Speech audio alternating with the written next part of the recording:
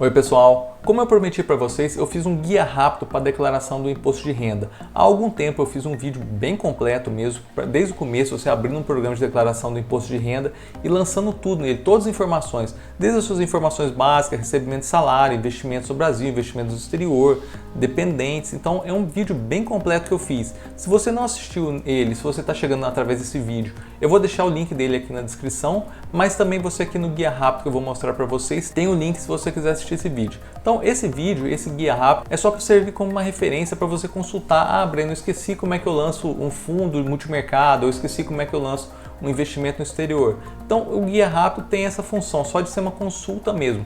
Se você tiver com alguma dúvida mais aprofundada sobre o preenchimento, é importante você assistir o vídeo completo que eu fiz.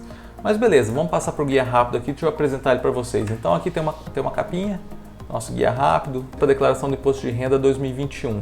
Passando aqui na segunda página, você consegue o acesso à minha planilha. Então, eu desenvolvi uma planilha de controle de renda variável em Google Sheets, que ela faz toda a organização para você de investimento em ações, em fundos imobiliários e ETFs no Brasil, e faz também um acompanhamento das ações, fundos imobiliários, os REITs, e ETFs no exterior. Então, é bem interessante você utilizar essa planilha minha, porque ela vai facilitar muito a sua declaração de imposto de renda. Se você não assistiu o vídeo que eu estou falando, um vídeo super completo que eu fiz da declaração de imposto de renda, o link vai estar aqui. Vai estar na descrição do vídeo, mas vai estar aqui também no PDF para vocês. Então vamos começar aqui. Deixa eu dar um pouquinho mais de zoom para ficar mais fácil a gente ver. Quais são as primeiras informações que você vai preencher na sua declaração? Depois que você colocou seu nome, seu endereço, com as informações pessoais suas, falando na parte de rendimentos e dependentes. O salário que você recebeu, 13º, imposto de renda retido na fonte, contribuição previdenciária, essas informações, se você tem carteira assinada, se você trabalha como carteira assinada, a sua empresa vai fornecer para você. É uma folha que ela vai te passar, basicamente aquelas informações que estão lá, você vai lançar aqui em rendimentos tributáveis recebidos de pessoa jurídica. Se você tem uma empresa, se você trabalha como MEI, se você trabalha como microempresa, se você tem um simples, é importante você ver com o contador qual é a forma com a qual você recebe da sua empresa, porque pode ter algumas diferenças de como lançar. Então, se você tem uma empresa, é importante ver como que você recebe da sua empresa. Então, nesse caso, é melhor você consultar o seu contador. Se você tem imóveis, então se você tem um recebimento de aluguel, depende se você aluga para inquilino pessoa física ou para pessoa jurídica, independente de ser através de imobiliária ou não.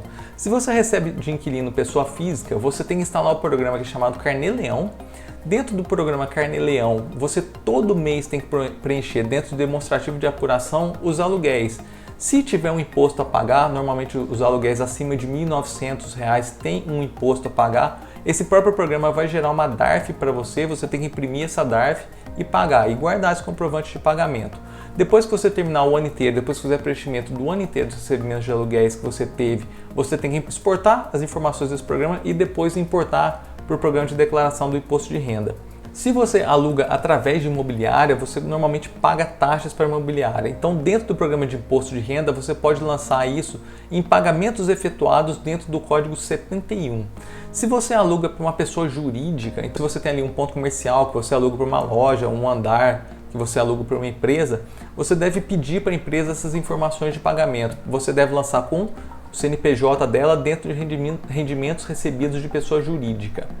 Com relação aos dependentes, quando você lança um dependente, seja filho, seja cônjuge, você diminui o seu imposto de renda a pagar ou até aumenta o seu imposto de renda a restituir. Mas o que é importante você prestar atenção no caso de lançamento de dependentes? Quando você lança um dependente na sua declaração, tudo que aquele dependente tem vai juntar com a sua declaração, inclusive os rendimentos que ele tem.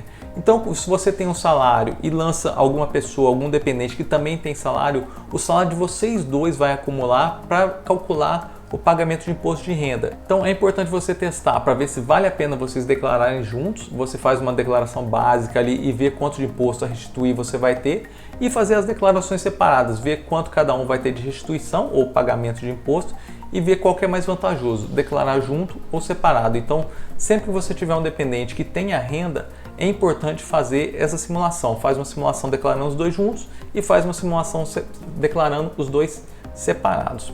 Com relação a pagamentos efetuados, então se você teve gasto com educação, se você paga uma escola, paga uma faculdade, é muito importante você guardar todas as notas, tá? Esses pagamentos que você faz são dedutíveis, ou seja, eles aumentam o seu imposto a restituir ou diminuem o seu imposto a pagar, dependendo da situação. No caso, os gastos com educação no Brasil são lançados dentro de pagamentos efetuados com o código 01. Se você tem plano de saúde, teve despesas médicas, odontológicas ao longo do ano, é muito importante você guardar as notas também, tá? Porque você lança isso aqui na declaração e a Receita pode pedir uma comprovação desses gastos para você. Você vai lançar isso aqui dentro de pagamentos efetuados sobre os códigos 10, 11, 12, vai até o código 26, dependendo da especialidade a especialidade médica que você fez. No caso do plano de saúde, se o plano de saúde seu é pela empresa, é muito comum que venha no informe de rendimentos da empresa, no final ali da página, na segunda página, vem os valores para você e o CNPJ com o qual você deve declarar. Beleza? Se você teve gastos com advogados, com engenheiros ou pagamento de aluguéis, esses são gastos que são considerados não dedutíveis, ou seja, mesmo que você tenha tido esse gasto, você não aumenta o seu imposto a restituir e nem diminui o seu imposto a pagar. Mas é importante você lançar porque isso aí foi receita dessas pessoas. Então, por exemplo, você contratou um engenheiro para fazer um projeto para você, ele vai declarar aquele recebimento de dinheiro. Então, é importante você declarar que fez esse pagamento, para não ter problema com a receita, nem você pagando e nem ele recebendo. Esses gastos são lançados dentro de pagamentos efetuados entre os códigos 60 e 70, também dependendo da especialização que você contratou. Agora vamos falar com relação a saldos, veículos e imóveis. Se você tem saldo em conta corrente, é muito importante você pegar um informe de rendimentos do seu banco. Então vamos supor aí que você tem a conta no Banco do Brasil. Você vai lá, acessa o site do Banco do Brasil, pega o informe de rendimentos e vê qual que é o saldo que você tinha na conta em 31 de dezembro de 2019 e 31 de dezembro de 2020. Você deve lançar essas informações dentro de bens e direitos sob o código 61. Se você tem carro ou tem uma moto, você sempre declara pelo seu valor de compra. Isso aqui talvez seja o erro mais comum na declaração de imposto de renda. O que as pessoas fazem? Você compra um carro aí por 30 mil reais, você viu lá a tabela FIP dele, era 30 mil reais, você comprou ele por 30 mil.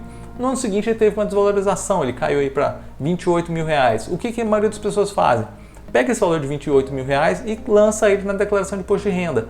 Isso aí está errado. Você sempre deve lançar pelo valor que você comprou, a não ser no caso de carros ou motos financiados, em que você lança o seu valor de entrada mais as prestações pagas. Então aqui vamos pensar nessa declaração nossa.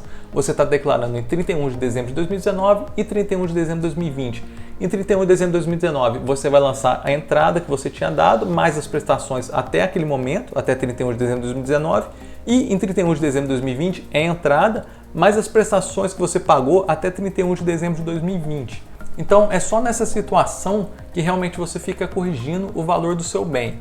Você lança carros e motos dentro da aba Bens e Direitos sob o código 21. Imóveis também é um caso bem semelhante ao que eu acabei de falar. Você sempre lança o valor de compra dele, você não fica atualizando de acordo com o valor de mercado. Também, no caso de imóveis financiados, você faz exatamente igual carro e moto, você lança a sua entrada mais a quantidade de parcelas pagas até aqueles momentos, 31 de dezembro de 2019 e 31 de dezembro de 2020. Nesse caso, se você tiver feito uma reforma que valorizou o seu imóvel, você pode sim lançar essa reforma, lançar esse aumento de valor do seu imóvel, mas é muito importante você guardar as notas, porque a Receita pode exigir que você comprove aquele aumento de valor do imóvel. Nos imóveis, você vai lançar eles em bens e direitos entre o código 01 e o código 18. Então aqui existe um código específico para cada tipo de imóvel, seja um andar, um apartamento, um ponto comercial, uma casa. Então você tem que ver qual que se enquadra melhor na sua situação aí. Bom, passando aqui para a próxima página, os investimentos no Brasil. Eu coloquei aqui os investimentos mais comuns, tá? Se você tem investimento em poupança, você também vai pegar no informe do seu banco, então acessa o site do seu banco, pega o informe seu de rendimentos lá. A poupança é lançada dentro de bens e direitos sob o código 41. Se você teve algum rendimento da poupança, esse rendimento vai estar discriminado no seu informe de rendimentos do banco, você vai lançar em rendimentos isentos sob o código 12.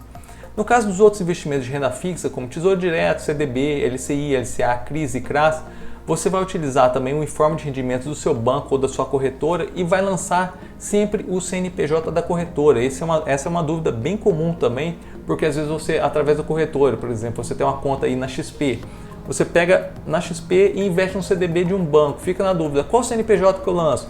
O da XP ou do banco? É sempre o da corretora, tá? Então, no caso aqui desse exemplo que eu estou falando, seria sempre da XP. A posição que você tem em renda fixa vai em bens e direitos dentro do código 45.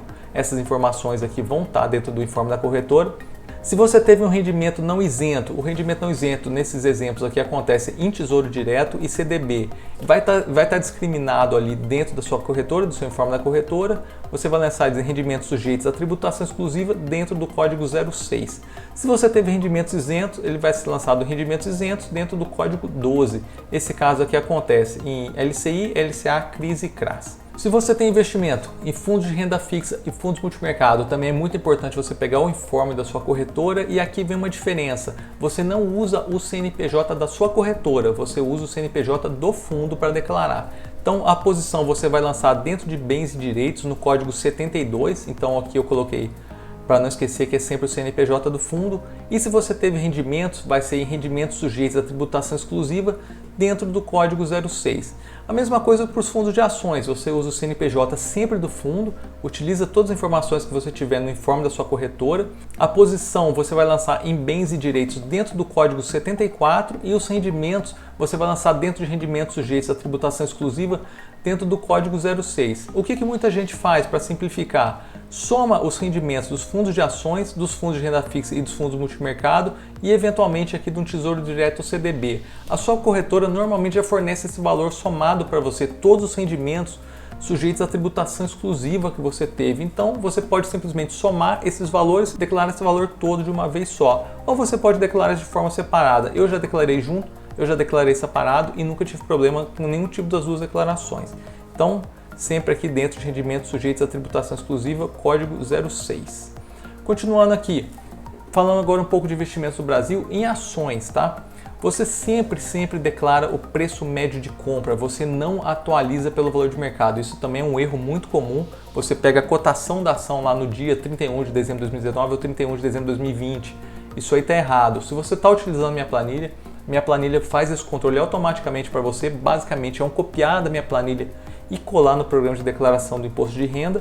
Mas se você não utiliza minha planilha, se você tem um controle próprio, é muito importante você tomar cuidado. Você sempre lança as ações, e eu vou falar aqui também de ETFs e fundos imobiliários, pelo seu valor de compra. Você não fica atualizando por mercado. No caso de vendas de ações, o lucro é isento. Se você fizer venda de até R$20 mil por mês, então você faz uma venda ali de R$18 mil e teve R$3 mil de lucro, esses R$3 mil de lucro são isentos. Se você fez uma venda de R$22 mil e teve os R$3 mil de lucro, esses R$3 mil você tem que pagar imposto sobre eles, tá? Então, se você tiver um lucro não isento, nesse caso que eu falei agora, uma venda acima de R$20 mil, você tem que gerar uma DARF para pagar esse imposto e essa DARF tem que ser paga até o último dia útil do mês posterior ao mês que você teve o lucro, beleza? Se você está utilizando a minha planilha indica os meses que você tem que gerar a DARF e o valor que você tem que gerar para pagar ela. Então, se você estiver utilizando ela, você não vai ter problema. Se você estiver utilizando um controle próprio, tome bastante cuidado para não esquecer de fazer o pagamento dessas DARFs. Os dividendos e os juros sobre capital próprio, que são formas de distribuição de rendimentos, de lucros das empresas para a gente, eles podem ser totalizados por empresa no ano todo. Então vamos imaginar que você tem uma ação da Ambev. A Ambev te pagou dividendos em janeiro, março, junho, agosto. Você pode somar todos esses dividendos e ela também pode ter te pago juros sobre capital próprio ali. Fevereiro, abril, setembro, você soma isso também.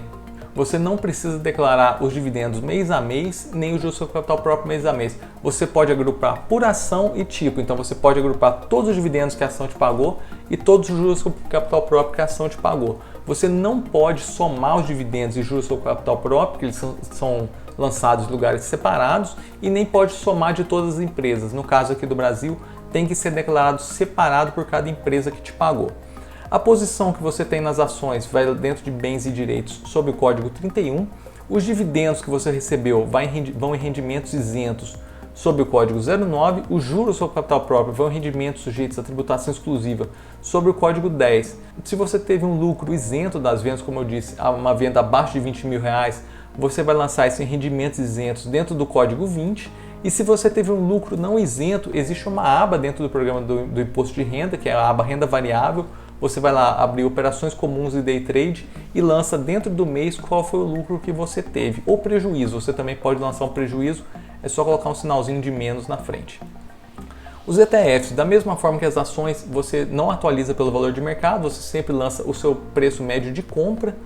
Os lucros devem ser pagos, não existe a isenção de até R$20.000 para ETFs, então se você tiver lucros no ETF, você tem que recolher imposto, a não ser que você tenha, tanto nas ações ou ETFs, um prejuízo anterior a compensar. Se você utiliza a minha planilha, ela faz isso para você.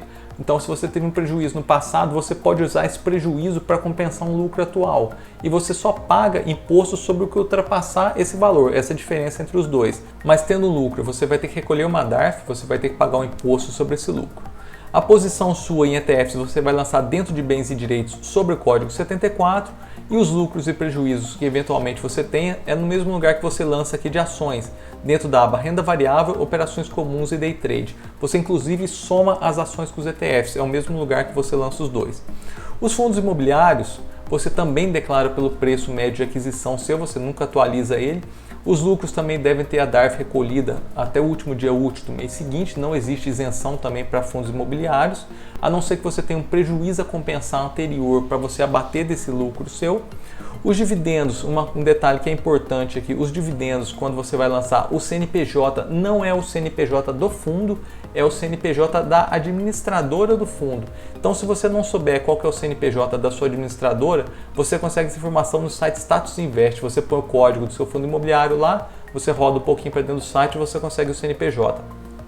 Os dividendos também podem ser totalizados para o ano todo, da mesma forma que acontece com as ações, só que eles também têm que ser separados por fundo imobiliário, você não pode agrupar todos os fundos. Cada fundo que você tenha, você mostra quanto que recebeu de dividendos de cada um. A posição você vai lançar em bens e direitos no código 73, os dividendos você não lança como dividendos, eles vão como rendimentos isentos dentro do código outros e lá dentro desse código você descreve o que é isso que você está recebendo. E os lucros e prejuízos também tem uma aba específica dentro da renda variável, você vai em operações de fundos de investimentos imobiliários, beleza? Continuando com os investimentos no Brasil, previdência privada do tipo PGBL. Isso aqui causa muita confusão, que as pessoas perguntam se não lança como bens e direitos. Não, quando você tem um PGBL, você lança somente os pagamentos que você fez no PGBL. Então você pega o seu informe da corretora ou do seu banco, quanto você pagou efetivamente ao longo daquele ano de PGBL, você vai lançar em pagamentos efetuados sob o código 36. Se você tiver uma previdência privada do tipo VGBL, você não mostra quanto você pagou, você mostra quanto você tem em bens e direitos. Então tem essa diferença entre as duas. Você também consegue essa informação no informe da sua corretora ou do seu banco, no qual você tem a previdência privada, e você vai lançar isso aqui em bens e direitos dentro do código 97. Se você tem Bitcoin ou qualquer outra moeda digital, essa é a grande mudança do Imposto de Renda 2021. Você tem que declarar elas, existem códigos específicos para você declarar elas hoje. Da mesma forma de ações, ETFs e fundos imobiliários, você vai sempre declarar o seu valor de compra e não o valor que ela está no mercado, então você nunca atualiza pelo seu valor de mercado. Os lucros para vendas de moedas digitais são isentos se as vendas forem de até R$35.000 e os lucros que não forem isentos devem ter uma DARF gerada para pagar também até o último dia útil do mês seguinte ao que você teve o lucro. Se você tiver uma posição em Bitcoin, fica dentro de bens e direitos no código 81. Se você tiver uma posição em altcoins, que são aquelas outras moedas digitais, Ethereum, Cardano, você lança em bens e direitos sobre o código 82. Se você tiver payment tokens, que são outros tipos de moedas digitais, dentro de bens e direitos, código 89. Se você teve uma venda, então, se você fez uma venda de Bitcoin, por exemplo, e essa venda foi abaixo de R$35.000, você teve lucro, esse lucro é isento, você vai lançar ele dentro de rendimentos isentos e não tributáveis, sob o código 05. Se você teve um lucro que não é isento, você tem que instalar o programa GCAP. Dentro do programa GCAP, direitos e bens móveis, você vai especificar qual foi a moeda digital que você vendeu, qual foi a data que você tinha adquirido ela e o custo que você teve adquirindo. Dentro da segunda aba lá, adquirentes, você vai colocar o CNPJ e o nome da exchange, que é a corretora de moedas digitais, e na terceira aba e operação você vai indicar que fez uma venda, a data que foi feita essa venda e o valor da venda. O próprio programa já vai gerar uma DARF para você pagar um imposto, então você paga esse imposto e guarda, e no final do ano ali você exporta todas as informações do programa GCAP e importa para o programa de declaração do imposto de renda, beleza? Passando agora para os investimentos no exterior, eu recomendo bastante que vocês assistam o meu vídeo completo, principalmente nessa parte aqui, porque você tem que fazer alguns cálculos, porque além de declarar quanto de valor que você tem em reais, você tem que declarar a quantidade de ativos que você tem fora, quanto em dólar você gastou para adquirir esses ativos e qual foi o preço médio do dólar que você gastou adquirindo. Você consegue todas as informações no informe de rendimentos da sua corretora. Então, se você usa aí a Avenue ou usa a Passfolio, eles informam para você, você tem um relatório disso, mas tem alguns cálculozinhos que você tem que fazer. Bom, dentro do informe de rendimentos da sua corretora, o saldo em conta eles mostram para você lá, você vai declarar isso dentro de bens e direitos sobre o código 62. É muito importante não esquecer de especificar o país. Então, se você está investindo aí pela Avenue ou pela Passfolio, é os Estados Unidos, então você coloca lá que está investindo pelos Estados Unidos. A posição, como eu disse agora, você vai lançar ali embaixo em 31 de dezembro de 2019, 31 de dezembro de 2020, para cada ativo seu, os valores em reais, mas na discriminação você tem que colocar a quantidade de ativos, o quanto você gastou em dólar e o preço médio que você gastou em dólar, que é a taxa de conversão. Eu acho bem importante vocês assistirem meu vídeo completo nessa parte. Mas as ações e REITs, os REITs são os primos nossos dos fundos imobiliários, mas nos Estados Unidos eles são considerados o mesmo grupo de ações. Então, se você tem ações ou REITs, você declara dentro de bens e direitos sob o código 31, e é importante especificar o país. Se você tem ETFs, também é dentro de bens e direitos sob o código 74, e não esqueça de especificar o país. Os dividendos nos Estados Unidos são diferentes dos dividendos no Brasil. Aqui, como eu disse no exemplo antes que eu falei das ações, a gente pode agrupar todos os dividendos que a gente recebeu por ano por empresa e os juros sobre capital próprio. Não existe a figura de juros sobre capital próprio nos Estados Unidos, lá a gente recebe só como dividendos, mas a gente não agrupa por empresa por ano, a gente agrupa todos os recebimentos que a gente teve em um mês. Se você usa a Avenue ou a Passfolio, eles têm no relatório já bem discriminado isso para você, quanto que você recebeu de dividendos naquele mês e uma coisa que a gente não tem aqui, quanto de imposto que foi pago sobre os dividendos, porque aqui no Brasil a gente é isento de imposto de dividendos, mas nos Estados Unidos não, é cobrado 30% de imposto sobre os dividendos. Mas beleza, tanto os dividendos como os impostos devem ser preenchidos dentro do programa chamado Carnê-Leão e depois que você preencher o ano todo, você importa para o imposto de renda de pessoa física, para o programa de declaração. Os dividendos, como eu disse, são totalizados por mês por todos os seus ativos. E um detalhe que acontece no programa aqui, o imposto total pago você precisa declarar no programa do Brasil, aqui no programa de declaração do imposto de renda, só que ele não é importado automaticamente, mesmo que você preencha tudo certinho ali no Carnê-Leão, quando você importa para o programa de declaração de imposto de renda, ele não vem, você vai ter que digitar esse valor na mão.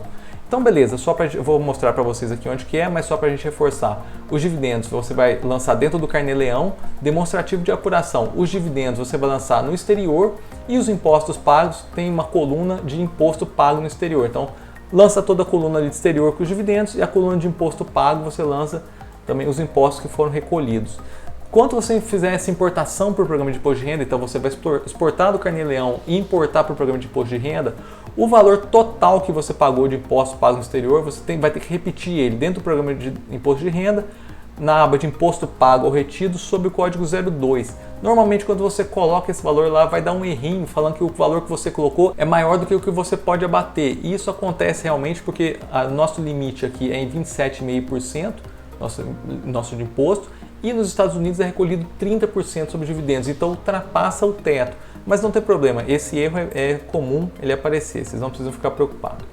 Com relação aos lucros das vendas no exterior, as vendas que você faz no exterior devem ser lançadas no programa GCAP e depois de você lançar todas ao longo do ano, você importa para o programa de imposto de renda. As vendas totalizando até R$35 mil por mês são isentas. E se for uma venda não isenta dentro do próprio programa do GCAP, ele vai gerar uma DARF para você e você faz o pagamento. Então pessoal, é isso, o guia tem esse resumo que eu apresentei para vocês aqui.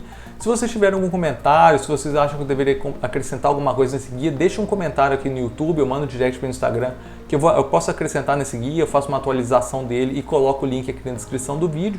E é isso, eu espero que vocês tenham gostado, qualquer dúvida que vocês tenham ficado, eu estou à disposição, pode mandar um comentário aqui também no YouTube, ou um direct no Instagram que eu tento responder todo mundo. E até o próximo vídeo. Um abraço, tchau!